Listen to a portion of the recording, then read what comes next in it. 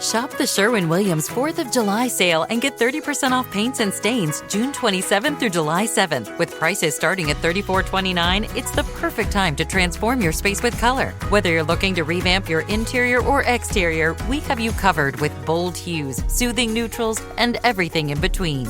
Visit your neighborhood Sherwin-Williams store or shop the sale online. Delivery available on qualifying orders. Click the banner to learn more. Retail sales only. Some exclusions apply. See store for details. This episode brought to you by Progressive Insurance. Do you ever find yourself playing the budgeting game? Shifting a little money here, a little there, and hoping it all works out? Well, with the Name Your Price tool from Progressive, you can get a better budgeter and potentially lower your insurance bill too. You tell Progressive what you want to pay for car insurance, and they'll help find you options within your budget. Try it today at Progressive.com. Progressive Casualty Insurance Company and Affiliates. Price and coverage match limited by state law. Not available in all states. Every team, every topic, everywhere. This is Believe. What's up, family? Jared the Bossman here. You're tuned into the Bossman Show on AM 1010, AM 1430, 1055 The King.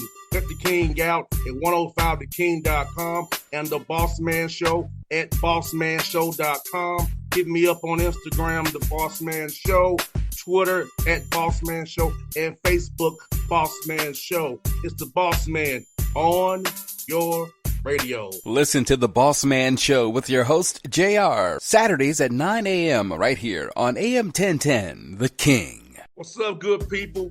BetOnline is your number one source for all your betting needs. The latest odds, lines, and matchup reports for baseball, boxing, golf, and more. BetOnline continues to be the fastest and easiest way to place your wagers, including live betting and your favorite casino and card games available to play right from your phone. Head to the website or use your mobile device to sign up today and get in on the action. Remember to use your promo code BELIEVE, BLEAV, for your 50% welcome bonus on your first deposit. BetOnline, where the game starts. BS3 Network, changing the way you watch TV. Yes, BS3 Network, changing the way you watch TV, covering content and hot topics from A to Z, sports, music, society and culture, movie reviews, you name it, we have it. Check it out on bs3network.com or check us out on Roku, BS3 TV on Roku, as well as check out your favorite podcast on all podcast platforms or Spreaker.com/BS3 Network. You are now tuned to BS3 Network.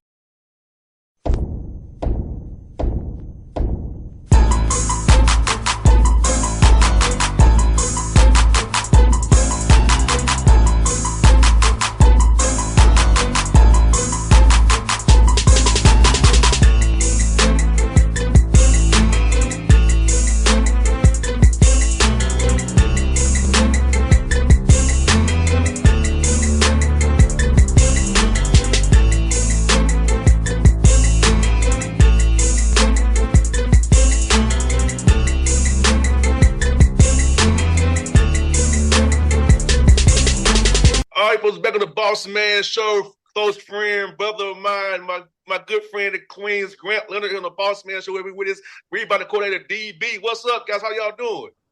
Doing great. Good, man. How you doing? Doing great. Cold as hell, but making it. Yeah. Hey, it's good to see you all in Nashville, man. It's good to come up there and see y'all get a win against Lipscomb, man. And G, for you, man, hey, tough game. Guys down by left double digits. Fought back on the road at Lipscomb, one of the best teams in the A-Sun. How proud of you were for your guys for persevering through that and getting that win on the road at Lipscomb against a tough team where Lenny does a hell of a job over there.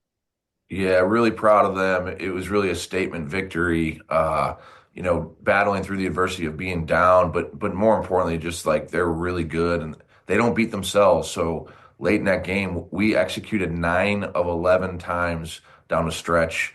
So 9 of our last 11 shots we made, and a lot of them were clean looks. So I was really proud of our guys and their execution. If you DB, man, seeing your guys attack that glass, man, I know you don't rebound to put that in the country, DB. Rebound is very important to you, man. So, man, talk about your guys, especially that game at Lipscomb when I was there, man. Seeing your guys attack to get those rebounds, with the boss, you can't get down the court, make that comeback, so you're not letting Lipscomb get second opportunities to make those threes, they let them shoot off the offense.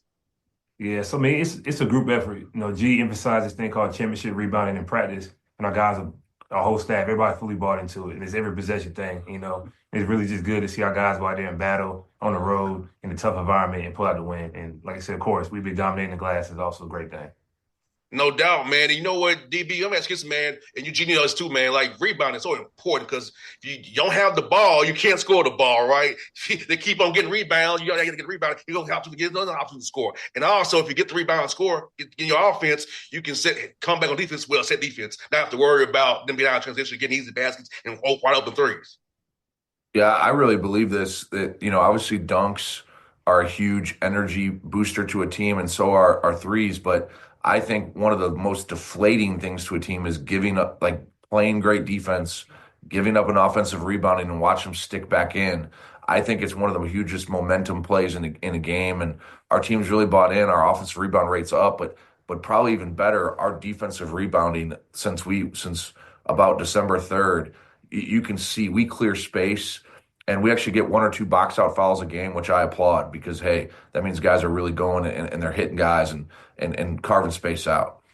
No doubt. Also, on that same trip, G and DB, when you was to Austin P, you was up big for a while. They made a run at you late, and they had that resolve and held on to at least the opposite situation in the Liscombe, but they made a run at you, and you stood the run, and you held on, went on the road in a tough place, probably a weird day with it being snow up there in Clarksville with the fans. So talk about that coming out of that win as well. Well, you want to talk about the rebound on that one? Yeah, I mean, I think we were plus 30 on the glass versus Austin P. And, probably since my 3 years here at Queens, I would say that game and then Florida Gulf Coast in the A-Sun tournament, we held them to 0 offensive rebounds. Have been like our 2 most complete dominating performers on the boards. So, like, to go do that on the road, it just showed we have a group of tough guys that mentally tough and they do anything to take the win.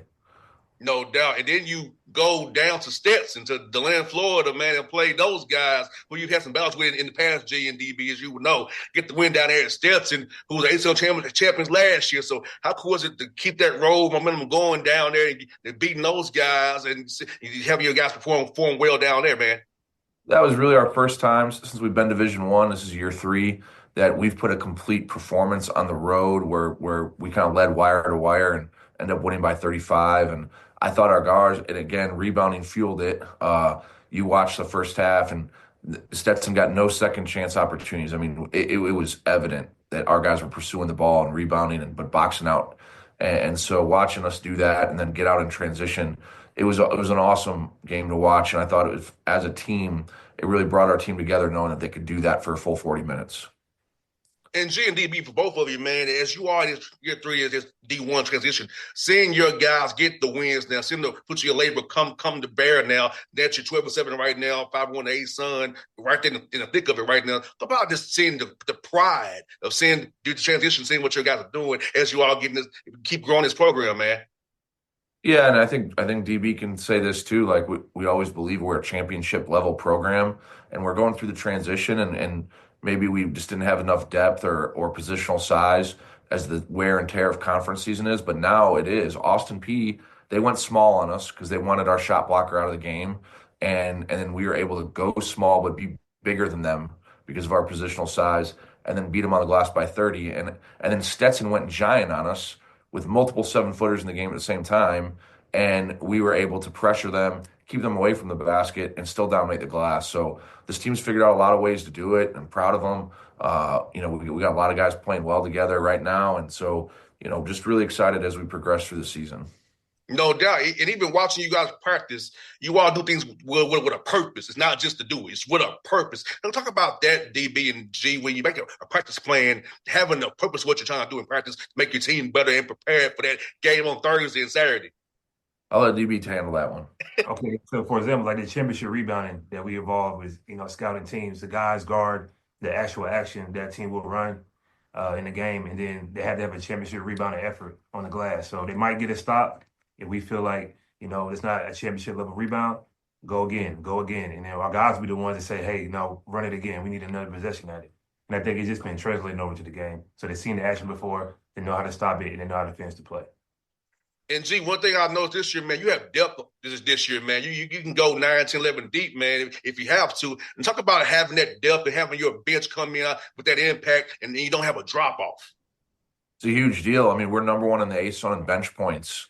And when you're getting 30-plus points off your bench, you know that, like, hey, say someone gets in foul trouble or is not having a great shooting night, you know that the guys behind them are capable of scoring and doing well. I think 2 of our top 4 usage players are coming off the bench, and you have Berman, a freshman, and Naz Mann. And so as they get more experience, I think they're going to get more usage too. And been proud of their development, but also their mindset of being able to come off the bench, not be frustrated, watch the game in front of them, and come in and have an immediate impact. It's been a huge deal for us. And then probably our most talented player is a freshman, Maban, is 6'9" with a 7'5" wingspan. Looks like a spider out there. And but he really is getting better and better, and you can watch his progress throughout the year. And I think he's going to have a bigger impact here these last 12 games in conference. And G, you missed something good there, man. I got this for you on my list here. You got young guys contributing to the roster with key veterans in the right spots as well. So you got to kind of have that right mix there as well. So when these veterans go, they can show these young guys the way. You can still keep this train going the way you have it going right now. Yeah, and I think part of that's why we struggled a little bit early because those young guys just were learning, and they're good, but they weren't locked in or focused for every minute they're on the floor. You'd see possessions where they made mental mistakes, and you're watching as the season progresses, those mistakes become way fewer and way less often.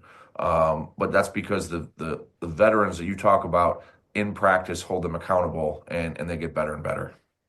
And you know what, G, in DB, this college basketball, man, is pretty much you have a one-year team, more than ever. It's a one-year team. So talk about getting the guys to buy into each other in the summertime, in the fall practice when school started back, into now just seeing the growth of them as a unit, as a collective group, becoming closer So as you get this tight things coming up in February and March, adversity strikes, they'll be still together with each other. It's brothers.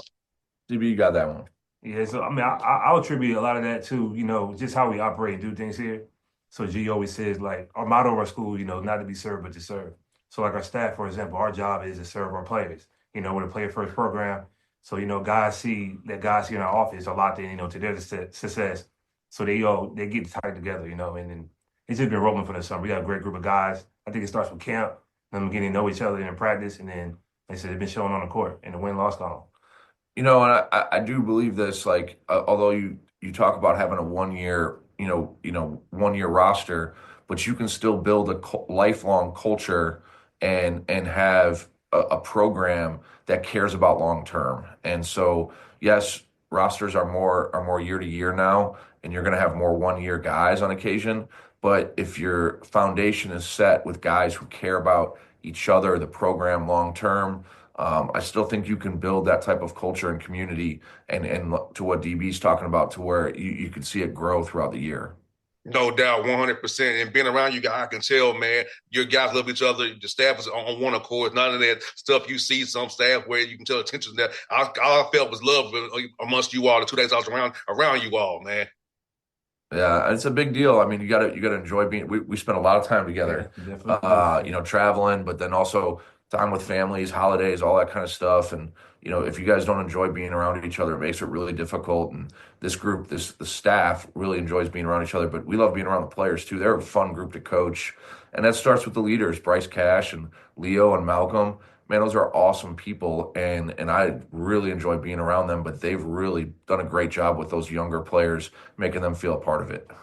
And G, was something about Chris and Leo, man. They leading you in scoring after double figures, but you also have balance up down the roster, who are the guys who play, who scoring points as well. So talk about this really just being a read and react offense, not just dominating the ball with Chris and Leo, but everybody has the opportunity. If you make the right read and react the right way and make the right play, the defense tells you to do, everybody's going to eat. Yeah, and that's really what it is. Every play, you take what the defense gives you. So if they're going to double team Leo, which some teams have decided to do, then Leo becomes more of a facilitator. And Chris, he's trying to get off 10, 12 threes a game, but some teams face like switch up, deny, face guard him, and so Chris just keeps setting more screens and screens to get other guys open. And so for us, it's just about making the right play, the right read. And if guys really buy into that, we'll get a great shot every play. And so you can watch our games and see Nas Man and Stetson as our leading scorer. And you can see it. That's why we've had 7 different guys lead us in scoring this year. And I wouldn't be shocked if by the end of the year if it's 8 or 9.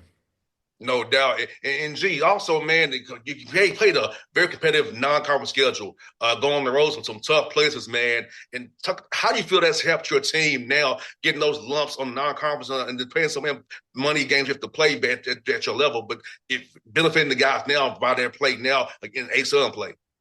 Yeah, I thought our biggest confidence booster this year was our loss at Ole Miss. We go into a nationally ranked team on the road. Beautiful arena. They took care of us. They were first class. They honored one of our assistants before the game. But we hung tight with them, and it was a 7-point game, under 10 minutes to go. And they opened it up a little and ended up being 15. But our guys out-rebounded them. And I think that's the first time they're like, we can do this. And that's when we took off, and we won 8 of 9 from there, or 9 of 10. I can't remember what it was, but it was a lot. And so for us, I thought that was a huge confidence booster. And so sometimes a loss can still bring you confidence. And playing a really good team like Ole Miss, but hanging with them, I thought made our guys believe they belong. DB, what do you think? Yeah, I agree with that. And I think, for example, Maban, I think, had 15 points, 5 threes that game. It was a big confidence boost for our guys, Like he said, on the road to an SEC team, a team they see on national television, they go up and face-to-face and hang with them. It was a big boost for our guys. No doubt. And also ask you guys as well. You played some close games this year as well. And how about having that callous, having that experience with the young guys to say, hey, we play close games, we do this, execute in these situations, we'll win these games, and seeing them, because you can practice, you can do the practice really, but not with the same pressure. But seeing it actually live and actually they come through on the right side of it as well. How could big is that for your guys to see that, knowing that they can win close games now? Yeah, I mean, I think the Winthrop loss also helped us. It was a tight game. Winthrop out-rebounded us. I thought they won the 50-50 balls 7-3. And after the game, I know that we didn't execute and make every adjustment perfectly. But I told them, I said, championship teams win games like that on the glass with 50-50 balls. And I thought that's when our team kind of turned the corner and started to really believe in it and started to really pursue the ball. And then we went on the road to VMI and dominated them on the glass. And ever since then, I think our guys understand we can win a game like at Austin Peay where we don't shoot well if we do well in the glass. And I think that's where our team's got to get to. I think that's what championship teams do, especially on the road. You can win road games if you do the tough things. And there's going to be games where we blow it out of the water offensively. That's awesome. But to really win championships, it's going to be about those games where we have tough shooting nights and still figure out how to win. And it's defense, rebounding, and loose balls that does it. And another thing I know I noticed you emphasize is turnovers, limiting turnovers, especially the live ball ones.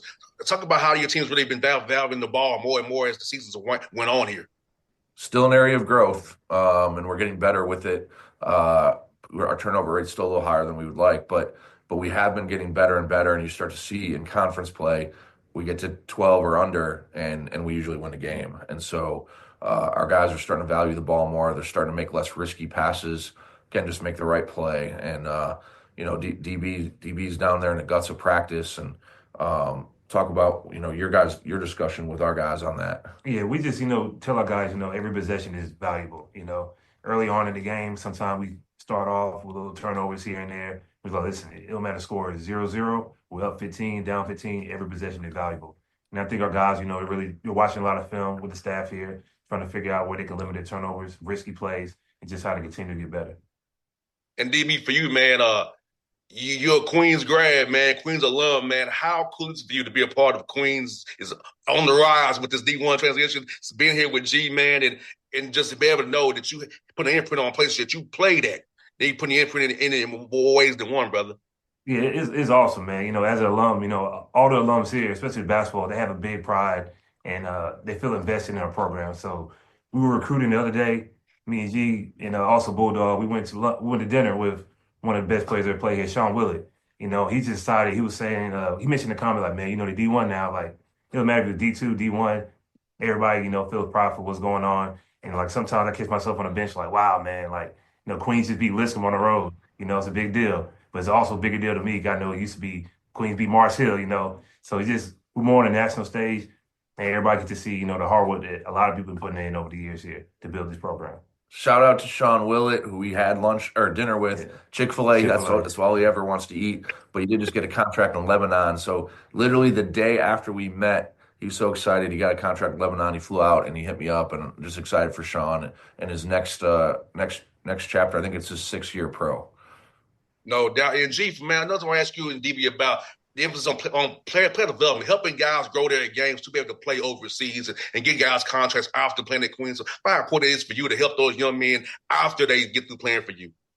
Honestly, that's what it's all about. I mean, obviously, you know, coaches have to win games to keep their job. It's just kind of the nature of how it works. But the true, like, the reason why we do this is to help kids accomplish their dreams. And some of that is being a pro. And so if you don't have that development in mind long term, then it won't go well. But our guys do really well overseas because of how we play. One, making the right decision, being able to think while they play, but also how they are off the court, being consistent, being professional, being on time, communicating well, being able to handle your own business. When you go play pro, a lot of guys, like, they struggle with that first year or two because they can't do those things. I think our guys are really prepped and prepared for that. They understand the value of handling the first contract or two with class, not trying to jump contracts, not trying to be a problem with the GM or the coach. And so our guys typically have long careers, and when pro teams come knocking, they know Queens guys are going to be really professional and do well as a person with their organization. And you know what, G, another thing you and DB, y'all do very well. Y'all run things very similar to the NBA. And you're setting up guys for that success down the road. Talk about how important it is to have those kind of analytics you have that the NBA uses, giving them sets the NBA uses. You having them NBA practice schedules as well. That's how what y'all did, some of what we do. So talk about just trying to give those guys that vision of the next level while they're with you at Queens. Be honest, like if you're going to ask players to get better every day, then you better get better every day as a coach, and you better study the game, and you better be willing to grow. And so we challenge us as a staff to continue to study and figure out what the trends are. And basketball in the NBA is always, and the highest levels of FIBA are very forward. And we need to take what they're doing well and try and translate it to the college game. And so I think our staff does a really good job of learning and being lifelong learners. And I think our players know that we're trying to do that as well, and that's why they embrace what we're trying to teach them. No doubt. Well, G and DB, it's good to see you all again as always. I'll be cheering for you as always. So best luck to you on Thursday and Saturday, you know, against those Florida teams, man. Hope we're talking again in March after you win that A-Sun title, brother. One game at a time. We got North Florida next. We've never beat the Ospreys. So we got to figure out how to take the Birds of Trey down. I hear that, brother. You know, I already know how it is, brother. But G and DB, thank you as always, my guys. I'll see you soon, man. So appreciate you, man. Later, JR. BS3 Network. Changing the way you watch TV. Yes, BS3 Network, changing the way you watch TV, covering content and hot topics from A to Z. Sports, music, society and culture, movie reviews. You name it, we have it.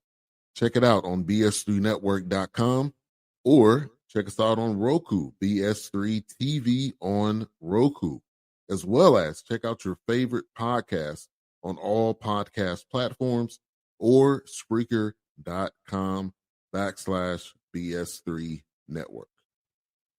You are now tuned to BS3 Network. What's up, good people? Bet Online is your number one source for all your betting needs. The latest odds, lines, and matchup reports for baseball, boxing, golf, and more. Bet Online continues to be the fastest and easiest way to place your wagers, including live betting and your favorite casino and card games available to play right from your phone. Head to the website or use your mobile device to sign up today and get in on the action. Remember to use your promo code BELIEVE, BLEAV, for your 50% welcome bonus on your first deposit. Bet Online, when the game starts. What's up, family? Jared the Bossman here.